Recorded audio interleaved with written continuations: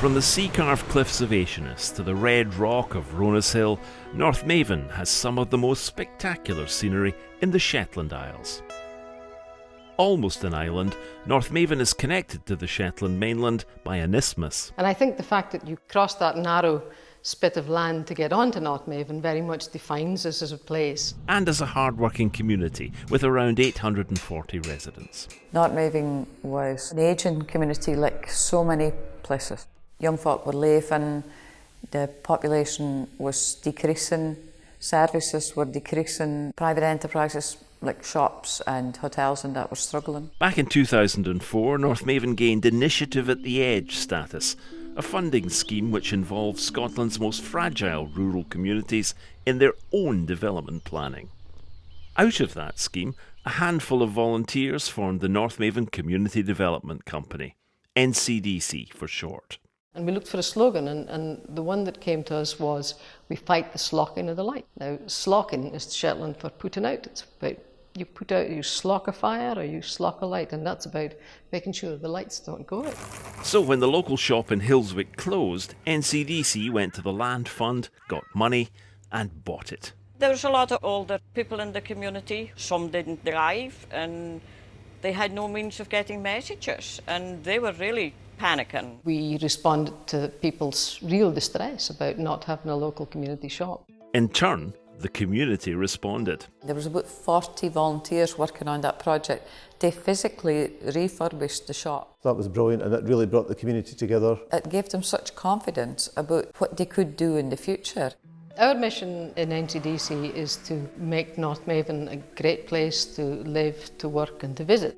The community has benefited from a number of NCDC projects. We've built toilets and laundry facilities down at a pier for yachts and camper vans. We worked with a local landowner to help him to access funding to build 2 houses for social rent, so they're now available in Northmavine. And then folk were really interested in growing their own food as a means of obtaining fresh fruit and veg in Northmavine and as a means of reducing carbon. We came up with an idea of these kind of undercover allotments. With money from the Climate Challenge Fund, NCDC built 12 polytunnels. 50 people started growing their own fruit and veg. NCDC does a number of income generating projects. For example, they put up 2 wind turbines at the Ollerberry shop and garage, which have brought in a bit of money, but have also supported the shop and the garage. So that was a really good community project. And then things like bookkeeping was services that some of the local businesses needed and provide a little bit of income for NCDC. The shop was quite profitable for a year or two, and that raised up where we were in terms of getting near to being self-sustaining. But when a co-op opened just 10 miles down the road, the business took a serious hit. We really came to a point where we were not sustainable financially. It certainly makes you delve into the recesses to try to figure out new ways of keeping things going. So we came up with Glastonbury as a one-off. One of the local places, in fact, where I live is called Glos. And somebody turned around and said, well, that's the only thing for it, we're going to have to do Glastonbury. We quickly realised that musicians were very, very happy, in fact keen to come out and play. It was scary, but it was fantastic and it worked and it kept us going. For a little while. To survive, the Northmavine Community Development Company needed to cultivate an idea. Fair Isle, Faroes, Southeast Iceland. Easterly or southeasterly, gale 8 to storm 10.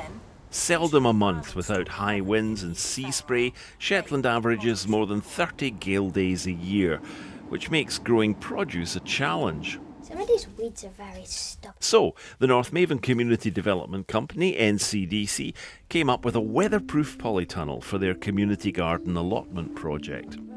We knew the reputation of polytunnels in Shetland, they blow away. The other thing that we had been challenged on was, could we not find a use for the miles and miles of salmon feed pipe which was lying around waste from the aquaculture industry. And we went and looked at the variety of things that other people had done around Shetland, using salmon pipe and using different coverings, and we landed on the use of twin-walled polycarbonate. So we got funding through the Climate Challenge Fund to put up 12 community growing spaces. And so that was to be the end of the project. It was really successful. And then folk started coming forward and saying, we really like you and where can we buy it? And then we thought, well, there's a business here. We developed a range of different sizes, and we did construction notes, and we did ground plans. So we obviously needed a name for our extra strong structures. It's not a polytunnel, it's a permanent structure, it's a curved greenhouse. In Shetland, a round stone structure is where they would bring on their young kale plants, and that's called the planticrub. And of course we're polycarbonate, so that's why she's polycrub. Northmavine Community Development Company is the parent company and has charitable status. Under NCDC are its two trading arms, North Energy Limited, which is the Polycrub company, and Hillswick Shop Limited. All the profits from both trading arms go back to NCDC to benefit the community. Besides being a unique product, polycrubs also have a good story. We all believe in the product. It's a fantastic product. There isn't anything like it, and everybody who has one loves it. I can guarantee you that. I have one. Courgettes are coming on, the squash is coming on, the sweet corn is coming on. You name it, you can grow it. It was here before my family came along, and as they've grown grown with what is growing inside this polycrub. It must have been here for about 12 years, and it certainly stood the test of time. Folk like the fact that we are a social enterprise. I think they like the fact that we are recycling the plastic for the salmon industry. The story and sales spread across Shetland, Orkney, Scotland and the UK. One of the issues of selling outside of Shetland is the relatively high cost of transporting the kit. I sent one to the Channel Isles the other day. We've sent ones to the Falklands, to France, and we're looking at actually now how we grow our distribution. We've started using distributors in the Western Isles, on the mainland, and so the plan is to increase the number of distributors to be able to bring the polycrub closer to customers and hopefully increase sales. We have grown quite a lot, quite quickly, and so being able to keep up with that growth in terms of staff and resources has been a real challenge. A couple of years ago, the Polycrub company secured funding from Highlands and Islands Enterprise to grow the business and hire 2 permanent staff. Because that's often the tricky point, I think, for companies where they don't have maybe sufficient growth to employ staff, and yet they can't grow because they don't employ staff. And so we were delighted to receive that funding. Last financial year, we were able to donate £46,000 back to Northmavine. As a result of the Polycrub company, NCDC can stand on its own 2 feet. The staff don't have to scrabble around every 3 years looking for the latest grant to be able to keep NCDC going. So it provides a stability. The future really for us is to grow and to increase our distribution throughout the world, global domination. The Storm Strength Polycrub business provides NCDC with financial stability, and that guarantees any support the Hillswick shop might need. We've always said as long as it doesn't cost us money, it will stay open. And I think, for a lot of reasons that is important in a community. And Polycrub profits are turning concepts into reality.